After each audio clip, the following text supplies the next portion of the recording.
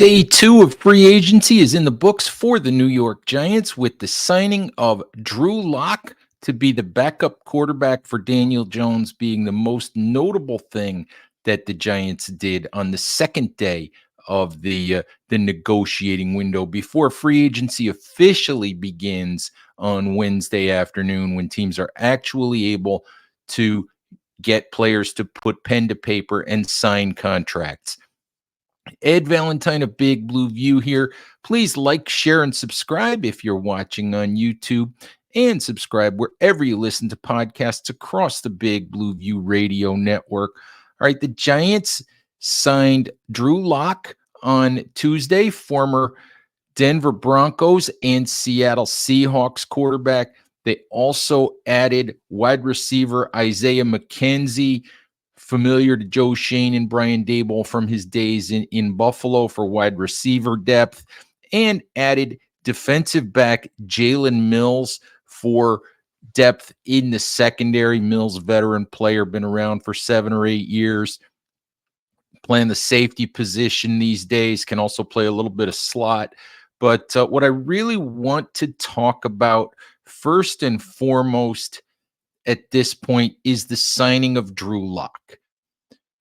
And I keep hearing this impression, or I keep reading this impression from folks on X and maybe even some commenters at Big Blue View.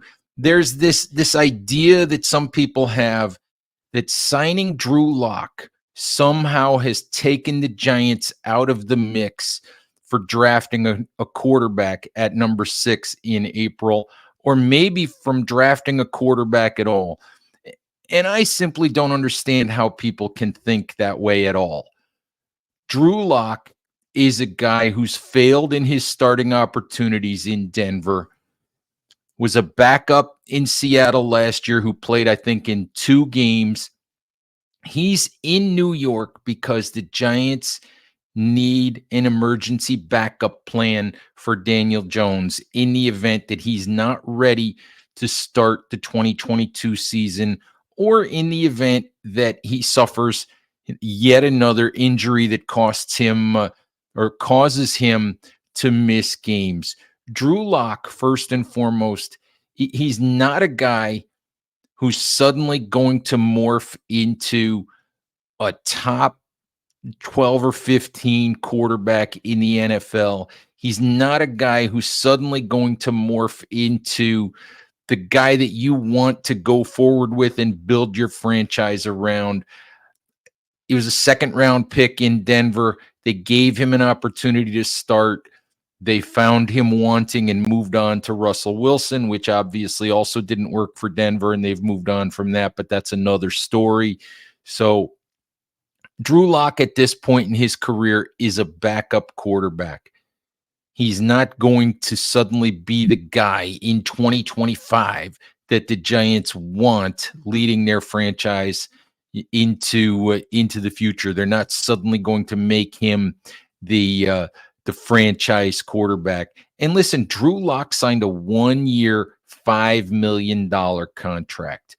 Daniel Jones is entering the second year of his 4-year, $160 million contract.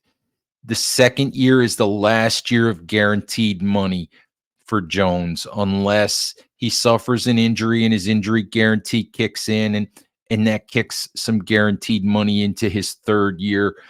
I know that cutting Jones after 2022 or 2024 would cost, I think, $22 million in dead money on the salary cap. But the Giants are now in a situation with their veteran quarterbacks where they're covered for 2024.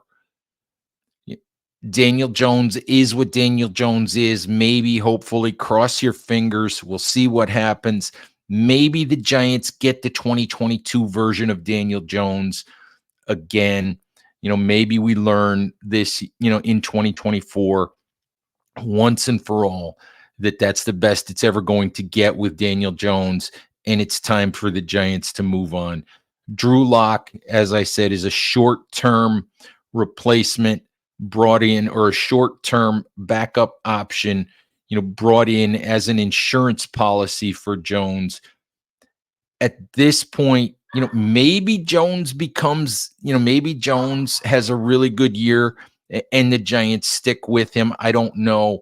But I still believe at this point that the plan for the Giants, that the thought process for the Giants would be that Jones carries them through the 2024 season, and then they likely move on, which brings us to the 2024 NFL draft. And I think in no way, shape, or form does the signing of Drew Lock change anything about the Giants' plans at quarterback. If the Giants love Drake May out of North Carolina, if the Giants love J.J. McCarthy out of Michigan, if the Giants love Jaden Daniels out of LSU, if they love one of those players and one of those players is available to them at number 6, or if the Giants maneuver the draft board to get one of those players, I think that the Giants are in a situation where they're going to prepare for a post Daniel Jones era. It's a good situation, to be honest with you. With if you look at guys like Drake May and JJ McCarthy, for example, both of those guys are guys who, when you look at usage in college, they've thrown the fewest passes of any of the top prospects in the NFL draft among the quarterbacks. They could both use a year of sitting, learning, developing. This would be a great time, to be honest with you, for the New York Giants to look at that quarterback class in this draft and grab a guy like Drake May or JJ McCarthy, if those are the guys that they like, if those are the guys that they want to try to build around, going into the future.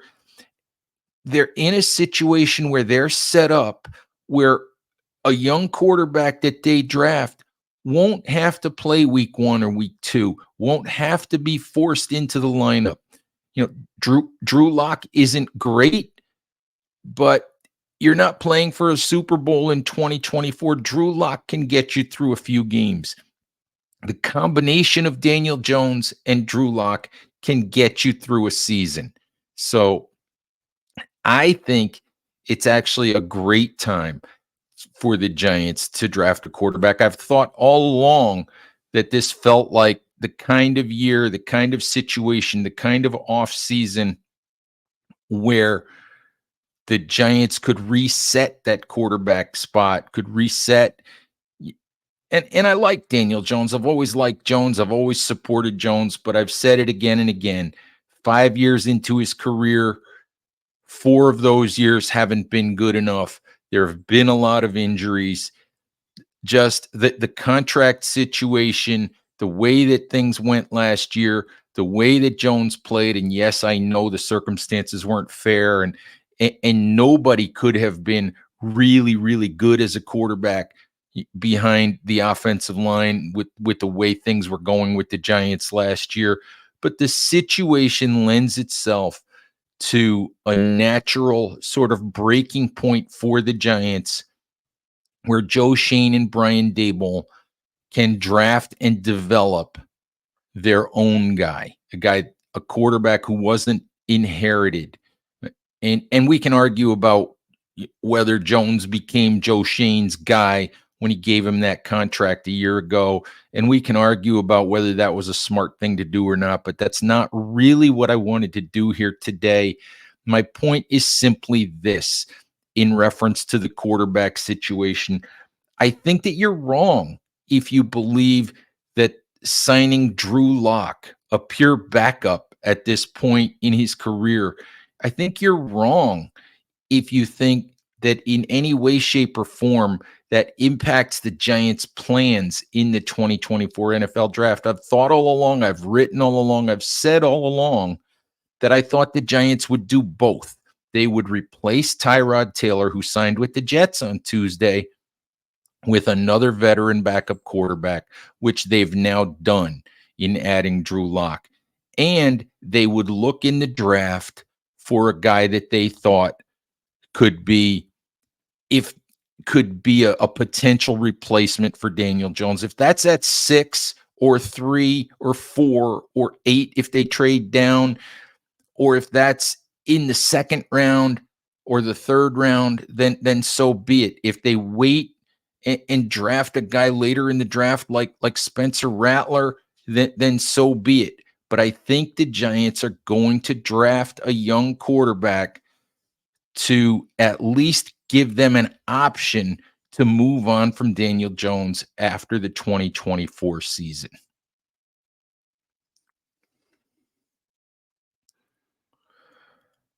All right, let's talk briefly about a couple of the other signings that the Giants made on Tuesday, and actually a couple of players that they lost. I mentioned that the Giants lost Tyrod Taylor, who went across town to join the New York Jets, where he'll back up Aaron Rodgers. Really good move for the Jets, who now can avoid that disastrous situation that they had last year when Rodgers went down after just 4 plays. Tyrod Taylor remains a capable backup even at 35 years of age, entering his 14th year in the league. So I would have been happy if the Giants had brought Taylor back, but Tyrod chose to move on. The Giants, I don't think we're ever going to match. I think Taylor got 2 years, 18 million from the Jets. I don't think the Giants were ever going to come anywhere close to that. I don't think they were ever intending to pay that kind of money for a backup quarterback in 2024. They got Drew Lock for 1 year and 5 million. And that goes back to a lot of what Joe Shane has done here and that I wrote about at Big Blue View on Tuesday in resetting the Giants financially, in resetting how they spend their money, what positions they spend it on, philosophically, how they want to build the franchise going forward. If you didn't read that piece, please go to Big Blue View and check it out. And also, while I'm on the topic of reading Big Blue View, if you stop by bigblueview.com, you'll notice when you open up a story that we now have a daily newsletter. You can get Big Blue View delivered to your inbox. You can get the best stories at Big Blue View from the previous day and from that morning. As a matter of fact, you can get the best stories from Big Blue View in your inbox in the morning. So please sign up for the newsletter and check that out. Check that out as well. But back to Tyrod Taylor. The Giants, as I said, were never going to give Tyrod Taylor that kind of money. They were also never going to give A'Shawn Robinson, who was a backup defensive tackle for them a year ago, I think was on a 1 year, might have been $7 or $8 million deal. He got a 3 year, $22 million deal from the Carolina Panthers, and good for A'Shawn Robinson. He's a good player, not a great player. Another guy who, with some of the young players the Giants already have in Jordan Riley, DJ Davidson, with Dexter Lawrence in there, on a mega contract, and with Rakeem Nunez Roaches in there, the Giants weren't going to spend that kind of money on A'Shawn Robinson, a guy who's a good player, but really only a run defender, doesn't give you anything in the pass rush. So those are the guys that the Giants lost on Tuesday. And as I mentioned at the top of the show, in addition to Drew Lock, they added defensive back Jalen Mills and wide receiver Isaiah McKenzie. Mills is a guy who's played for the Eagles. He's played for the Patriots. Veteran player, the type of guy that the Giants, in the situation that they're in, the type of guy that they needed to provide some depth. Now, I don't know that they'll look at a guy like Mills as an every down replacement for Xavier McKinney, who signed a mega contract on Monday with the Green Bay Packers.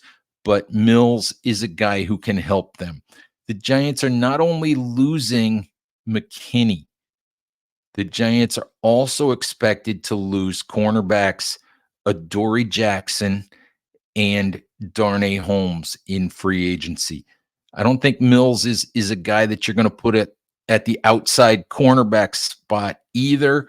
But again, he's a guy that can provide some depth to a secondary, some experience to a secondary that needs it at this point. And I think Mills is only costing the Giants the 1 year veteran minimum, maybe with the veteran salary benefit added on top of that as well.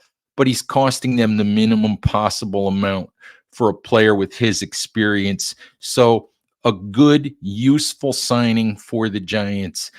And Tuesday evening, as I sat down to record the show, news broke that the Giants had agreed to terms with wide receiver Isaiah McKenzie, who spent last season with the Indianapolis Colts and spent several years prior to that with the Buffalo Bills, where obviously Joe Shane was assistant GM and Brian Daboll was offensive coordinator. So Shane and Daboll very familiar with McKenzie's skill set. McKenzie's a guy who never been a guy that's been a primary receiver. He's never really been a starter. He's a guy, I think his career high in catches is 42, had only 11 receptions in 13 games for the Colts a year ago. He's a depth signing. You look at the Giants are losing Paris Campbell, who didn't work out as a 1 year sort of prove it, flyer signing. They're moving on from Paris Campbell in free agency. They're moving on from Sterling Shepard as well. So this is really a depth signing. And when I saw it, I actually wonder if this might be partially or maybe more than partially about kickoff return. Gunnar Olszewski, who the Giants re-signed as well, is a punt returner, has experience returning kickoffs, but I think we saw last year the Giants didn't really have confidence in Olszewski as a kickoff returner. He's not a speed guy. He's not a guy that's really going to threaten on kickoff returns. And the reality of it is the league might be changing the kickoff rule again. After a year where the league saw so few kickoffs, basically the kickoff was largely not even part of the game. The league has determined that it wants kickoff in the game, on a more regular basis. They tasked special teams coordinators with coming up with a new rule.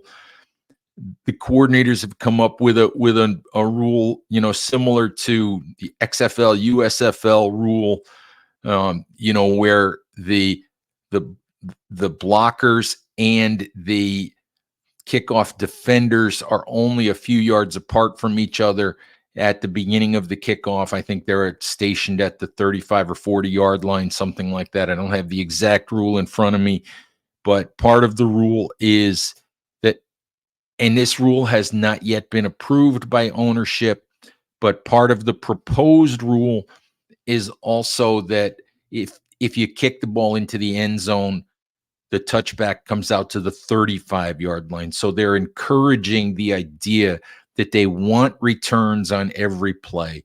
And McKenzie is a guy who has done a lot of kickoff returning throughout his 8-year career, throughout actually what is a 7-year career, I'm sorry.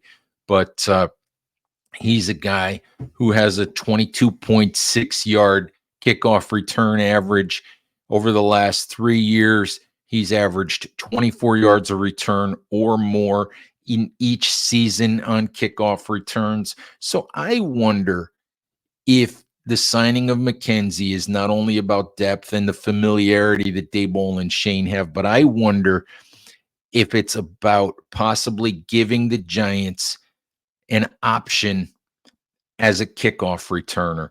So interesting signing, small signing, another what I think was a good day for the Giants.